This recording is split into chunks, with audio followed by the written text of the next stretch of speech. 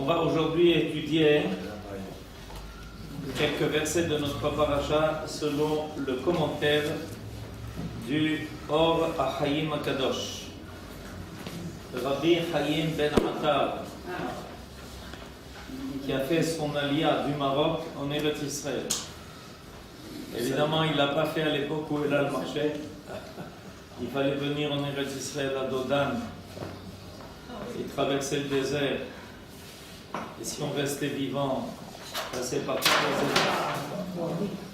toutes les aventures que l'on pouvait vivre à cette époque quand on partait en voyage, il y a environ 250 ans.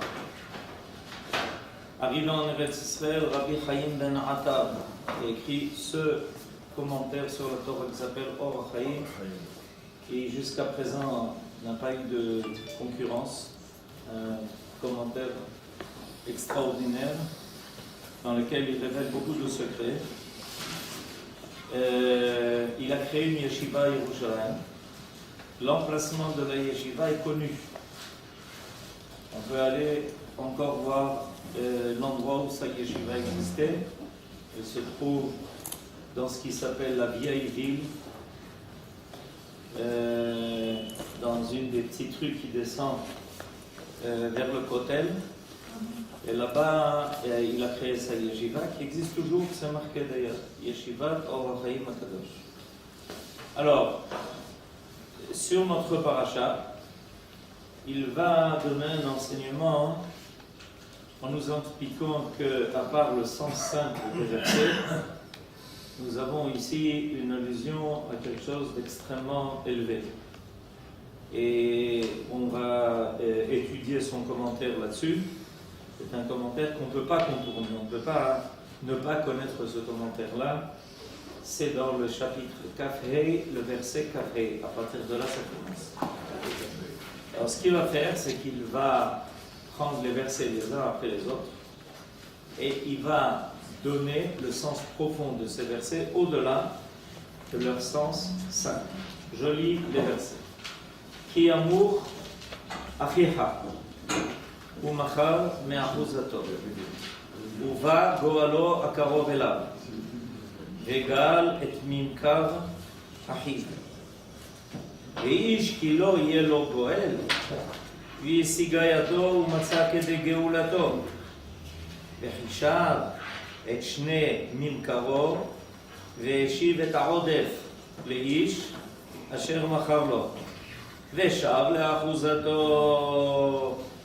ואם לא מצא ידו אשיב לו, והיה ממכרו ביד הקונה אותו עד שנת היובל, ויצא ביובל ושב לאחוזתו.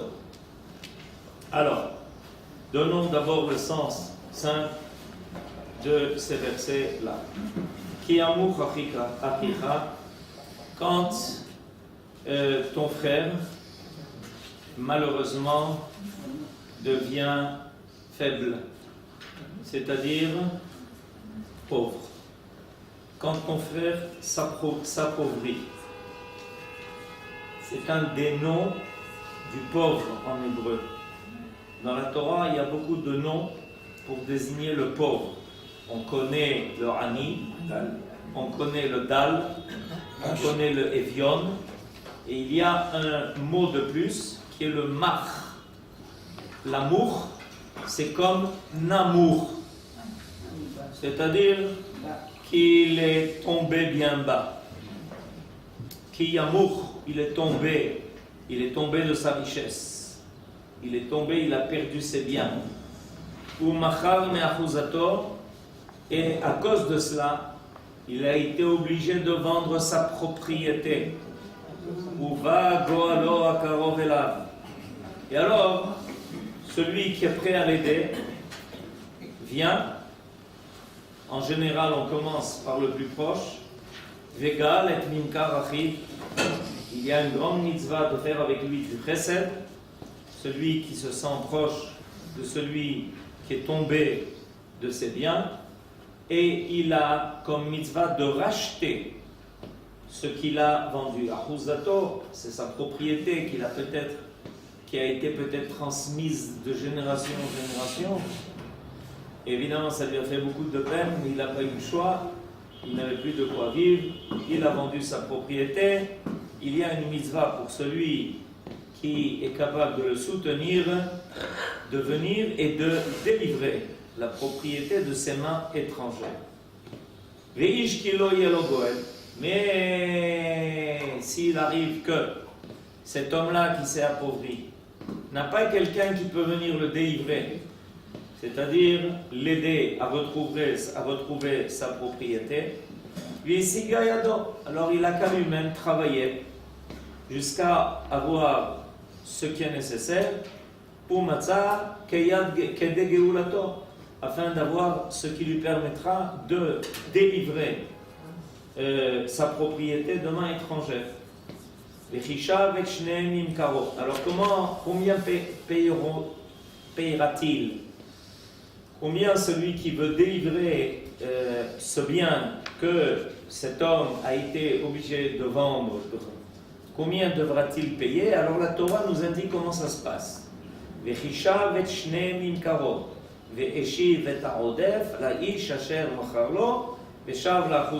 Alors l'idée, le principe, l'idée est la suivante. Ça va sur un principe intéressant. En réalité, toute propriété n'est vendue que jusqu'au jubilé. Par définition, c'est comme ça. C'est-à-dire qu'au jubilé, tout ce qui a été vendu revient au propriétaire. Donc en fait, quand on vend quelque chose, une propriété terraine, cette vente n'est que pour 49 ans. Maximum. Au maximum, 49. Alors, s'il vend sa propriété au bout de 25 ans, c'est-à-dire il y a 25 ans qui se sont écoulés depuis le jubilé précédent. Ok? S'il veut récupérer maintenant et qu'il reste encore 24 ans jusqu'au jubilé, il doit donner à celui qui a acheté pour 24 ans de propriété. L'idée est la suivante, c'est-à-dire qu'il y a en fait un prix qui est dégressif. Plus on s'éloigne du jubilé et plus on s'approche du prochain jubilé, plus ce qui reste à payer pour récupérer la propriété baisse. Parce que, de toutes les façons, même celui qui avait acheté savait qu'il payait un prix qui lui donnerait propriété seulement pour 49 ans. Parce qu'il savait qu'au bout de 49 ans, finalement, la propriété retournerait à son propriétaire.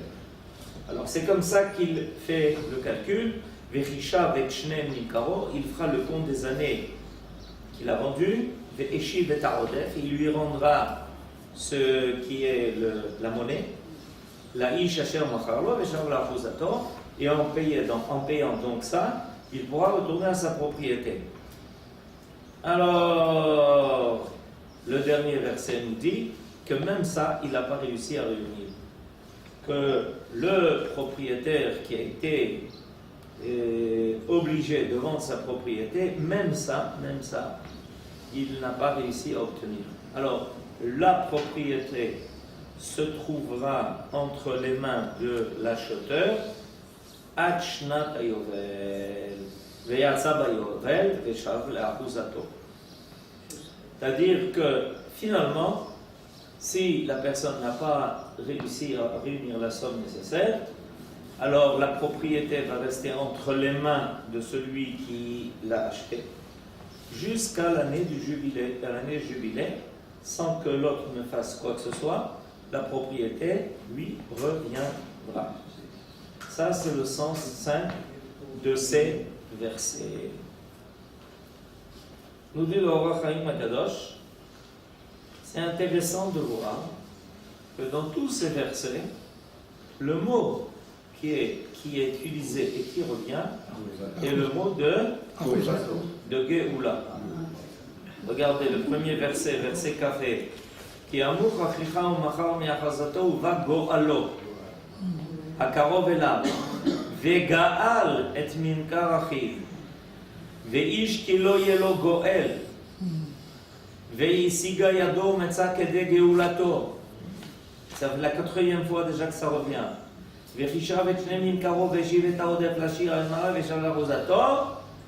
Donc, nous dit le Or HaChaim HaKadosh, sache que ces versets font allusion à la Géoula. Ah. Alors, qu'est-ce qu'il nous raconte? Il nous raconte en allusion quel va être le processus de la Géoula. Parashazo, je vous lis les premières phrases du Or HaChaim HaKadosh, parce que ça vaut le coup en ivrite. Sans compter qu'il y en a qui comprennent l'ivrite ici. Alors, Parashazo Tirmoz Inyan Gadol, Ve'e'ara leyoshve tevel. Toute cette paracha fait allusion à quelque chose de très très profond et vient faire donner un enseignement au monde entier. Ki amour al derech omro bat saltaim imach hamekare ve'amru zichronam livracha asitem leoto shene'emar bo hamekare b'mayim aliotav mach ki כשהתחתונים מתין מדרך הטוב, מסתלקים ההשפעות ומתמסכן עמוד הקדושה, כי העיקר תלוי בתחתון. Alors, nous dit le Or HaChaim HaKadosh, mais qu'est-ce qui lui est arrivé à ce propriétaire? Qu'est-ce qui lui est arrivé? Qu'est-ce qui se passe? Et pourquoi on se sert ici du mot qui amour? Suffisamment d'autres mots, comme on l'a dit tout à l'heure, pour désigner le pauvre. Tout d'un coup, il s'avère que qui amour. Ça veut dire qu'il s'est appauvri, il devient mar, il devient amour. Je vous dis, le Or HaChaim HaKadosh, je vais te raconter le secret de l'histoire. Le secret de l'histoire, c'est qu'il s'agit de HaKadosh Baruch Hu. Ah, et HaKadosh Baruch Hu, tu l'appelles Achicha, je l'appelle Achicha, Le'eman Achai Ve're'ai. Ken HaKadosh Baruch Hu porte ce nom-là, Achicha. Qu'est-ce qui est arrivé? Mais ce qui est arrivé, c'est qu'à cause des fautes, à cause des erreurs, toutes les brachot qui devaient descendre et être données d'une main providentielle et par HaKadosh Baruch Hu, malheureusement, quand il y a faute et erreur, la bracha s'arrête. Et quand la bracha s'arrête, on sent sur terre un état de pauvreté. Cette pauvreté, il n'est pas marqué qu'elle a sa raison. C'est comme, on te dit, tu vois, tout d'un coup, quelqu'un qui était propriétaire, qui avait des biens, qui paraissait, ça s'appelle un retour de situation. Tout allait très bien, et puis tout d'un coup, c'est comme ça, en très peu de temps, on constate que tout s'effondre, qu'il a perdu, il perd tout, qu'il n'a plus de quoi vivre. Ben, nous dit le Or HaChaim HaKadosh, il ne faut pas penser, il ne faut pas croire que cette situation-là, et c'est une situation qui arrive par hasard. Il y a quelque chose qui s'est produit et qui fait que, par exemple, Eretz Israël est appelé Eretz Avat Chalav Udvash. Donc, a priori, la situation normale de Eretz Israël, c'est une situation où les gens qui y vivent sentent l'abondance, sentent la bracha.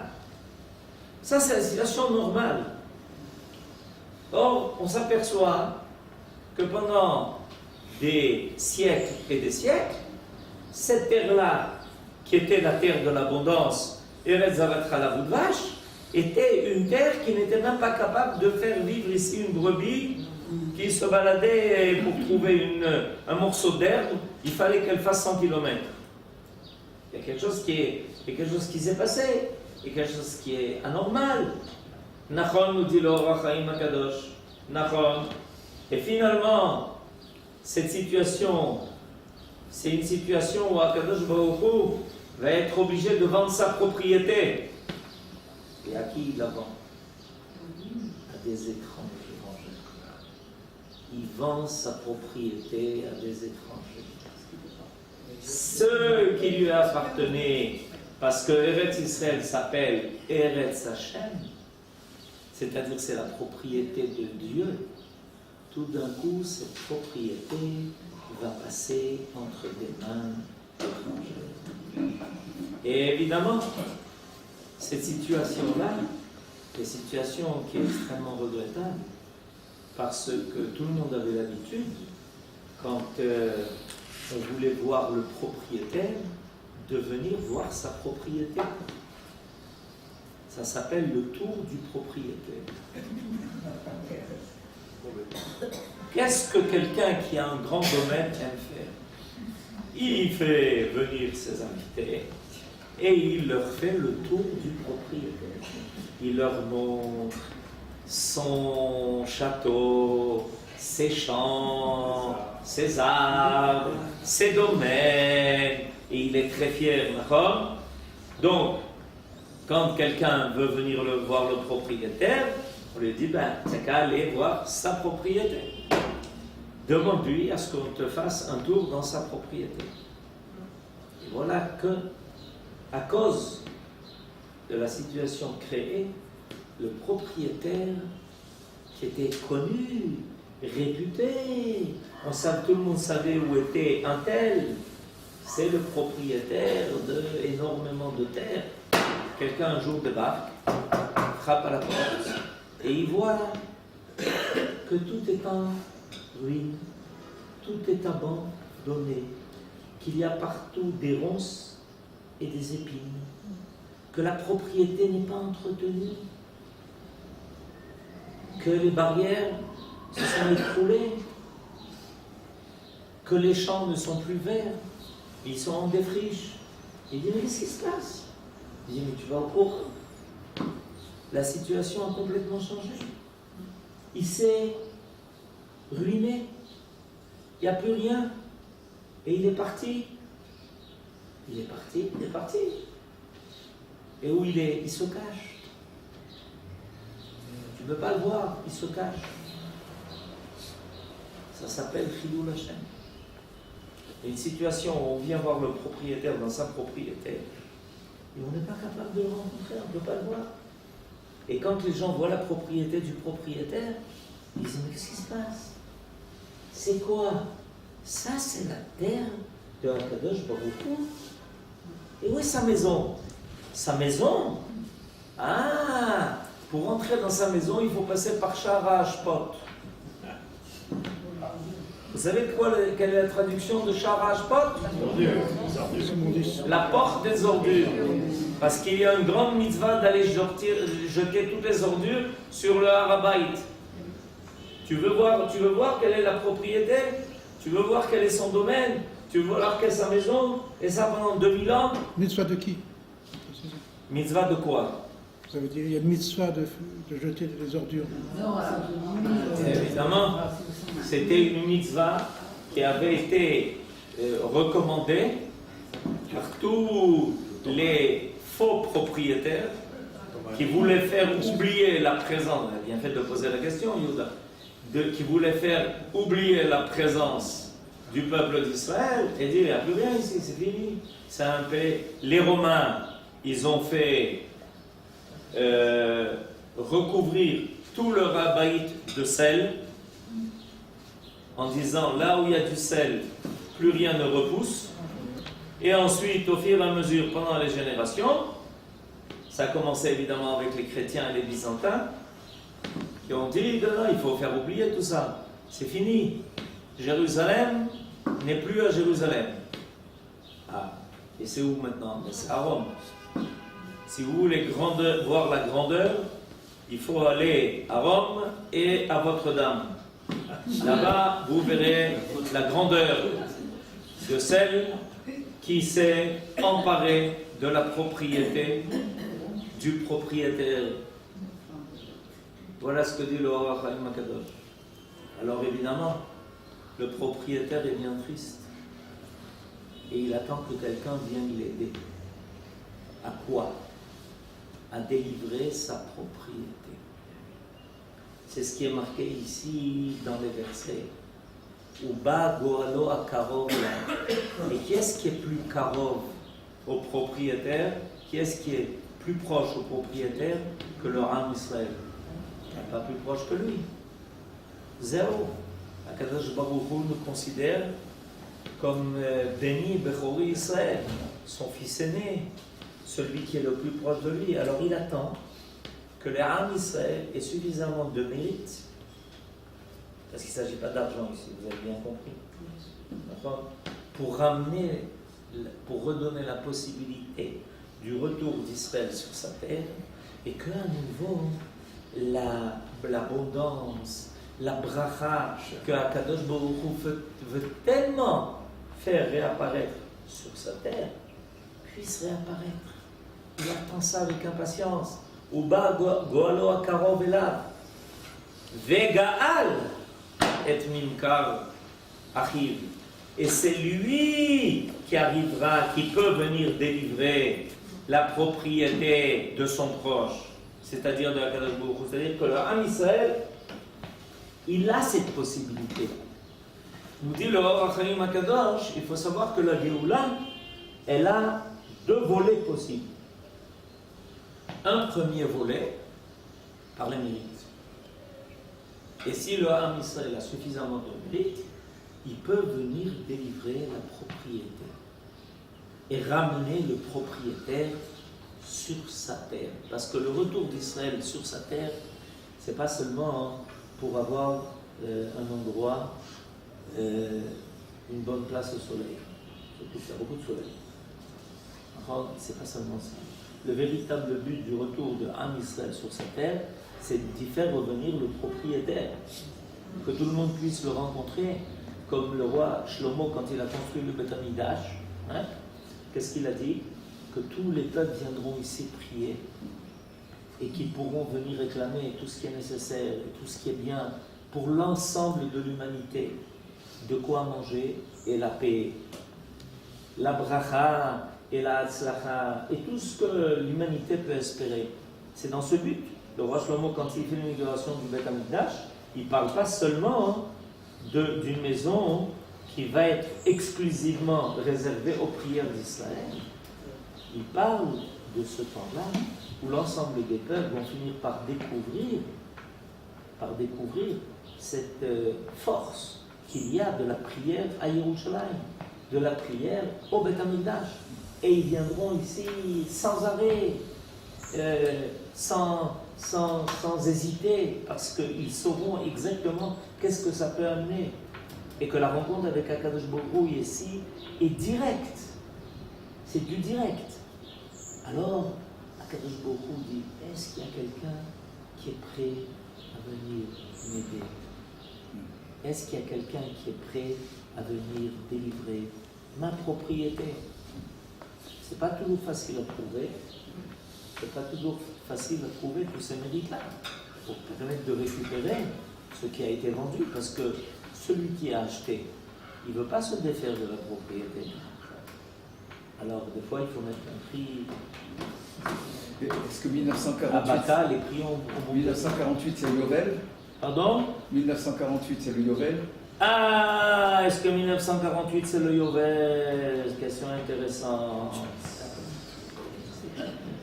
Eh bien, il est clair que ça, en tout cas, était la première année où on a senti qu'il commençait à y avoir le rachat de la propriété du Baal Habayit. Puisque jusqu'à présent, se sont succédés ici tous ceux qui avaient le sentiment d'avoir un mandat sur cette terre. C'est-à-dire qu'ils s'y sentaient propriétaires. La liste est longue. Et tout d'un coup, vous comprenez pourquoi Yom Ha'atzmaut, ça devient quelque chose de beaucoup plus sérieux que ce que l'on croit? Parce que tout d'un coup, dans les cahiers de l'histoire et dans les annales des nations, on marque la propriété officielle sur Eretz Israël, c'est le Am Israël. Comment? Qu'est-ce qui se passe? Officiel? Officiel. C'est officiel. C'est reconnu par les nations. Ah, mais il y a quelque chose de cosmologique qui est en train de changer. À partir du moment où officiellement la propriété est rachetée et qu'il y a eu le Goël qui vient au propriétaire, son proche, et qui lui dit, regarde, j'ai réussi à racheter la propriété, viens, viens, viens, retourne chez toi, viens, viens, viens, mais il y a du travail, tu sais, parce que depuis pas mal de temps, tout a été abandonné, et pendant 2000 ans où on n'était pas là, vous savez ce qui s'est passé? C'était en ruine. Il n'y avait rien à manger. Pourquoi? Pour qu'on sache que le propriétaire était absent. Si, quand le propriétaire a vendu sa propriété, tout était resté impeccable, neuf, peint, etc., personne n'aurait jamais senti que le propriétaire vrai était absent. Mais quand quelqu'un est venu acheter, il a dit, mais ça, à moi. Il lui dit, qu'est-ce que tu fais? Qu'est-ce que je fais? Moi, je ne sais pas quoi faire ici. Il y a Ahmar, alors pourquoi tu as acheté? Alors pourquoi tu as acheté? Tu ne sais pas quoi faire avec la propriété. Parce que moi, en réalité, j'ai voulu juste investir. Je suis un investisseur. Mais je ne suis pas celui qui connaît les lois pour ici tenir cette propriété comme il faut. J'ai donné ça en gérance. Et le gérant, qu'est-ce qu'il a fait? Vous ne savez pas ce que font les gérants? Vous voulez que je vous raconte? Les propriétaires, ils vont dormir en paix parce qu'ils sont sûrs que les gérants vont régler tous les problèmes et vont s'occuper comme il faut de leur affaire. Et quand ils reviennent après quelque temps, catastrophe. Parce que le gérant, étant donné que ça ne lui appartient pas, il ne s'investit pas. Il n'a aucune raison de faire des efforts. Il n'a aucune raison de faire des efforts. Et combien de fois j'ai entendu des gens qui m'ont dit, oui, tu sais, j'ai donné en gérance. Et quand je suis venu, catastrophe. Il avait mangé tout ce qu'il y avait et il n'a rien fait de plus. Et c'est ce qui est arrivé. La propriété s'est trouvée entre les mains des gérants. Ces gérants-là, ils disent, oh, ne vous inquiétez pas, on va s'en occuper. D'accord? Par exemple, quand on est arrivé ici, après l'époque des Turcs, de l'Empire turc, ottoman. Enfin, il n'y avait pas un arbre dans le pays. Pourquoi il n'y avait pas d'arbre dans le pays? Ah, vous ne savez pas pourquoi il n'y avait pas d'arbre? Parce que les Turcs n'ont jamais planté un arbre et ils ont coupé tous les arbres qui étaient. Qu'est-ce qu'ils faisaient avec les arbres? Tout ce qui leur plaisait. Ils ont ravagé tous les arbres qui étaient dans le pays. Ils coupaient tous les arbres. Par exemple, ils faisaient avec ça des lignes de chemin de fer. Ils se servaient de ça pour faire du charbon, pour brûler. Zéro. Vous avez compris? C'est le gérant. Le gérant, il dit, mais moi, j'ai aucun intérêt. Je vais travailler pour que le propriétaire gagne. Pas question. Jusqu'à ce qu'il y ait le Karov qui viennent et qui délivrent la propriété en la rachetant. Vous avez compris l'histoire? Eh bien, c'est passé pendant 2000 ans. Tous ceux qui sont passés par ce pays, ils disent qu'ils n'ont jamais vu quelque chose d'aussi dévasté que Eretz Israël. Ils n'ont jamais vu une chose pareille. Monsieur Lamartine et Monsieur Chateaubriand. Et Marc Twain. Et ils ont laissé des écrits, tous ceux qui sont passés par là, mais il y en a plein, il y a plein de témoignages qui racontent, mais c'est horrible, c'est terrible. Il y en a un qui raconte que dans les rues de Jérusalem, il y avait des charognes, il y avait des chats, il y avait des chiens, partout c'était la peste, c'était terrible. Mais tard, c'est en gérance. Évidemment, quand c'est en gérance, personne ne veut, moi je vais travailler pour l'autre, pas du tout. Parce que tout le monde sait dans son subconscient qu'un jour le propriétaire va revenir. Et étant donné qu'un jour le propriétaire va revenir, je ne vais pas travailler pour lui. Alors quand on est arrivé, on sait ce qu'on a trouvé. D'accord? Il a fallu assécher les marécages, il fallait nettoyer le pays de toutes les maladies, il fallait planter des arbres. Et c'est pour ça que tout celui qui plantait des arbres en Eretz Israël, un arbre, on lui disait, tiens un héros, kol hakavod, il a planté un arbre. Dans quel pays on vous dit tu plantes un arbre, tu es un héros? Il n'y a qu'un pays au monde, quelqu'un dit je plante un arbre, on lui dit oh, Kol HaKavod, il a planté un arbre. Pourquoi? Parce qu'il n'y a plus d'arbres, il n'y a plus rien. Il n'y a plus rien, rien. Ça a été le travail évidemment qui a été investi. Vous avez ici un représentant du Kakal. C'était le travail, ça a été fait pendant des années. Pourquoi? Parce que le gérant, après moi, le déluge. Oui. Il y a aussi une autre dimension d'ordre interactif, c'est que la Terre s'est refusée à tous les gérants. Évidemment. Parce que la Terre aime ce qu'il aime. À bon entendu. À bon entendu et à bon entendeur. La Terre aime ce qu'il aime. Alors, finalement, nous dit le Or HaChaim HaKadosh, peut même arriver une situation où personne ne réussit à rassembler toute la somme nécessaire au rachat de la propriété. Le propriétaire essaye, et s'il réussit à rassembler la somme par lui-même, ça veut dire quoi? Nous dit le Or HaChaim HaKadosh, HaKadosh Baruch Hu, même si on n'a pas tous les mérites, il fait le compte de toutes nos souffrances. Et il dit, Nachon, ils n'ont pas encore tous les mérites pour la Géoula, mais ils ont tellement souffert. Et ils me sont restés malgré tout attachés. Alors, ça peut aider à la Géoula. Et en fin de compte, même si ça ne suffit pas, dit le Or HaChaim HaKadosh, vient le jubilé. C'est quoi le jubilé? Le jubilé, c'est le Ketz. C'est-à-dire qu'il y a de toutes les façons un temps qui est prévu où toutes les propriétés retournent à leur propriétaire. Le jubilé est exact à cette fonction-là. Évidemment, tu n'as pas besoin d'attendre que le jubilé arrive, 49 ans s'écroule, parce qu'il dit que tu verras, si tu attends 49 ans, il dit que tu verras le temps où ta propriété te reviendra. Peut-être à descendant, pas à toi. 49 ans d'un jubilé à l'autre, c'est beaucoup de temps. Alors, dit le Or HaChaim HaKadosh, il faut savoir que de toutes les façons, la propriété retournera au propriétaire. Parce qu'il y a un temps qui a été prévu pour ça. Ça s'appelle Berita, comme dit le prophète Isaïe dans le chapitre 60. C'est-à-dire, il vaut mieux que ça vienne avant. Il vaut mieux essayer de récupérer la propriété le plus rapidement possible. Il vaut mieux essayer de rassembler tous les mérites nécessaires à cela. Et on demande à Kadosh Baruch Hu de prendre en considération tout ce que nous avons souffert pendant tout le temps où on était en exil, où les autres se sont emparés de notre terre et de notre temps. Mais il ne faut jamais perdre espoir.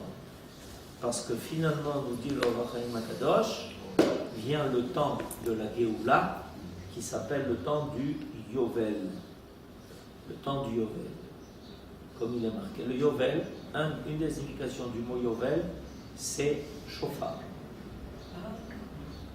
Viendra un temps où de toutes les façons, on finira par entendre le son du chauffard. Teka beshofar gadol lecherutenu ובאו העובדים בארץ אשור והנידחים בארץ מצרים. אמן. כן.